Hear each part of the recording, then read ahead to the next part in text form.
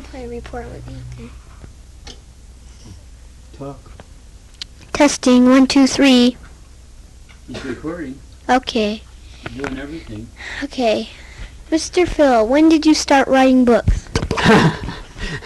Well, Christopher, I started writing books around 1951. What made you think to ask that? It caught me by surprise.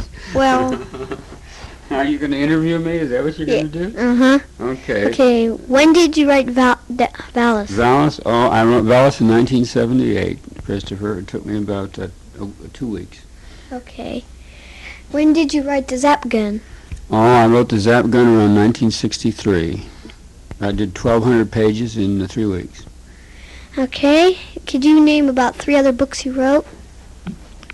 Well, let's see. Man in the High Castle, Vulcan's Hammer, and Solar Lottery. Okay.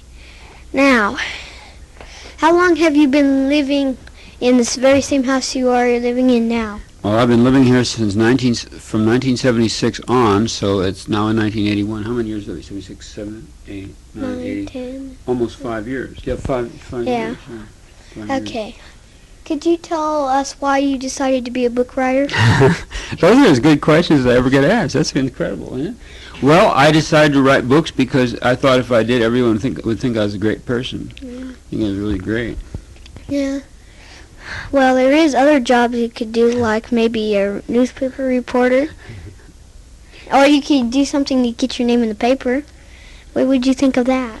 Well, that would be all right, but there was just a little newspaper in Berkeley. It didn't amount to much. Is where I was living. Just a little tiny paper. There's not very much things you can do around here to get in the newspapers. Well, I guess not unless you kill somebody or have a lot of money. That's about all. There's not much else you can do. Yeah, you'd probably have to rob a store to get rich or something like that to get your name in the paper. Yeah, you're right. You're absolutely right. Yeah. Have you ever had your name in the newspaper? Almost once. What was it concerning? I was on Panther in Chapman College, Mm-hmm. and I was in this movie, and they were going to put it in the paper, but I guess they just forgot about it. Oh, well, I had my name in the newspaper when I was in grammar school, when I was in the junior traffic patrol, and we got a citation. We got a merit thing because we were so good. We were the best in the city of Berkeley. Light one flashing out. Yeah, no, it's okay. I'll tell you, when the red light flashes, it just means I'm talking too loud or you're talking too loud. But it doesn't do any harm. It didn't hurt. Okay, since when did you decide that the book job was the best job for you? Well, Chrissy, I was working in a record store, and I got kind of nervous because there were so many customers all the time. I kind of got panic-stricken because I was stuck in there with all these people looking at me forever and ever.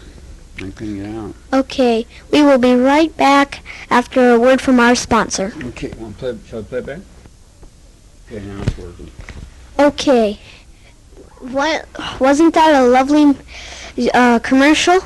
Now, did you get any awards for your books?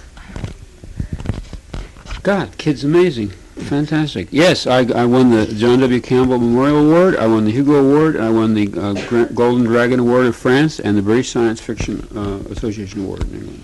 Wasn't there one about the... Oh, wait a minute. I also won the Playboy Award. Yes, I forgot about that. Yeah, my mother wouldn't have approved of that, so I forgot about that. Okay.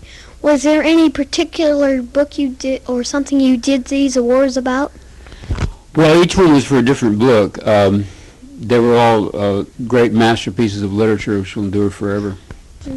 Could you name one of them from any book that you had? Yes, one was Man in the High Castle, which had to do with a little boy wearing a Frankenstein mask. It scared the entire city of Cleveland so that they all went and lived in the country and never came back to Cleveland. And could you name about maybe one other that might be on a magazine? Well, there was one in Playboy about a great screenwriter who sold his original script to the movies for $200,000, and everybody in the world saw it, and he became rich and famous, and his mother decided he wasn't going to go to jail after all. Okay. All right. Although now, she was dead. Could you name the name of the guy? Chip Dip K. Kill. What a funny name. Okay. Could you tell us why did why do you like do you pick the particular names for these books?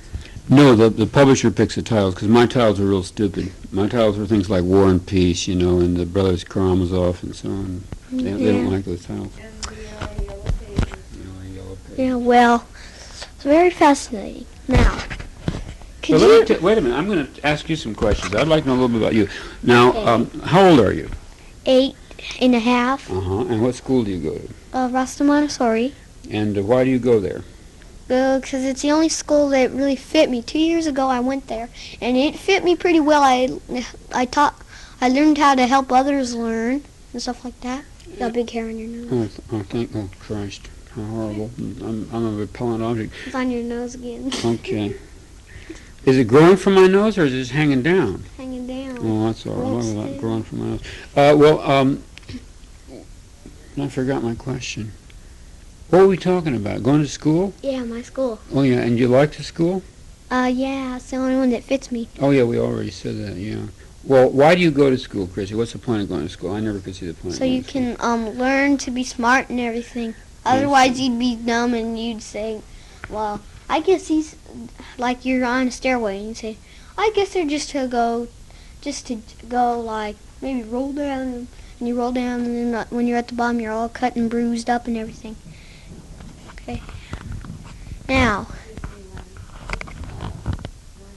No, that's not Disneyland. It's not 9 o'clock. Okay. And they go off at 9:30. That's gunfire. Okay. What does it matter? It's 10 and 9. All right. That's gunfire. That's heavy gunfire. Okay. That's high, large caliber gunfire. And it's also exchange shots. Did you hear that? Okay. Could we know a little bit more about you now? Oh, they'll hear it. Christ. Okay. About me? Yeah. Well, I used to be president of the United States, but I got tired of that, and then I became the King of England, and I got tired of that, so I finally purchased all of Europe, and I just kind of cruised around in my Ferrari, and gambled at the casinos, and generally lived on the villas, and lay on the beach, in South France. Okay. Was it any fun laying on a beach in France? Well, it was fun because there were all these beautiful women. They're really cute there in France. Did any of them go nuts over you? No, I'm sorry to say. Did you go nuts over any of them? Well, Tell the truth. well, Come on, spit it out. perhaps so. Perhaps a little bit. Okay. Maybe one of them. All One. right. Okay. What color was her hair? Oh dear. I feel like I'm being interrogated by the police. She had, I don't know, it was dark. It was dark hair. I mean, her hair was dark. It wasn't dark. Her hair was dark. Good Lord. Terrible. Terrible. All right. Who, me? Oh, yeah. Okay. Very I nervous. wonder if my car is in church with bullet holes. All right. Fucking cannon. Did you hear it? Did you hear that? All right. I've never heard shots like that before. It sounded like the goddamn All right. shootout by the military. Could we know if you were interested in any of the products they had commercials about? In France or here? In France. Well, I did watch French TV, and I couldn't understand what the commercials were about because I couldn't understand French, except maybe, say, the car commercials. I could understand that. I was interested in getting a Peugeot car. I had a Peugeot once. And what was it a real neat car or what? Oh, it was marvelous. They called it the Cadillac of France. It was just wonderful. You mean it was like a Cadillac except with a different name? Yeah, it was a little smaller than a Cadillac, but it was a very beautiful car. It was a lovely car. Oh. And did it have a cat engine or what? It had half a Chrysler engine. It had a slant 4 is what it was. Okay. Well, is there any particular singer that you ever liked in France? Yes, Nana Mouskouri. Yes, she's very great. She's a chanteuse. Okay. Could you name one of the songs she sings? Colors. Donovan's song Colors. Okay, just a sec. I gotta talk private, so I'll put the microphone down. No, I'll let you sponsors hear this. You want me to run it back? No, just stop the tape for a sec, okay? We're back on now. We're back on the air now. Okay. All right. This is okay. KTTGEV News is proud to present Philip K. Dick, Would you like to say some words? Yes. I feel that the government of the United States is a repressive fascist regime and should be overthrown by force and violence. Our plan is to bomb the White House, the Pentagon, and line up all the generals and shoot them. Why? Because he made taxes so that everybody goes broke? No, because they have assaulted the peace-loving people's democracies of Eastern Europe and the friendly, progressive Soviet Democratic Society run by our heroic leader. Who the hell is the head of that now? Some old man, about 100 years old. Kosygin? Brezhnev, the geriatric set. Yeah, right. Okay. Did President Reagan want to bomb him out or what? Well, President Reagan is a dummy from a window store, from a store window in New York. I mean, he's not really alive. I mean, he's been dead for maybe 15 years. They've got him stuffed and they've got him wired for sound. There's a guy speaking into a microphone, much as we're doing now, and it comes out of his mouth and they move his jaw. His real name is Yancey, Talbot Yancey. Yeah. Okay. Can we know a little bit more about you? Could you tell us anything particularly you like about yourself?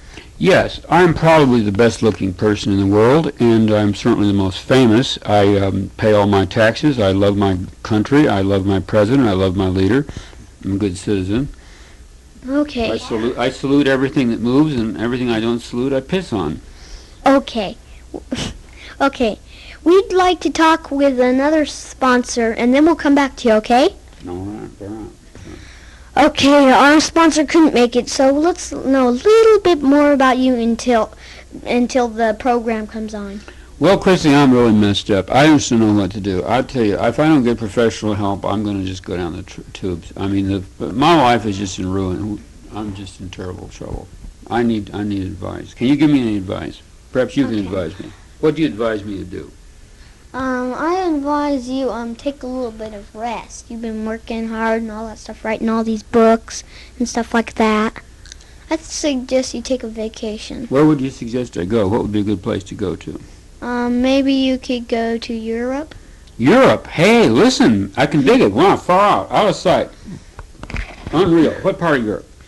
Maybe South Europe or something. Oh, hey, why don't I go to Yugoslavia? It's very cheap there. I can spend all my money frugally. Sounds like a good place. Okay. This is KTETV reporting with Chris Dick from Philip K. Dick's very own apartment. So long and see you next time. Chrissy, you're great. I love you.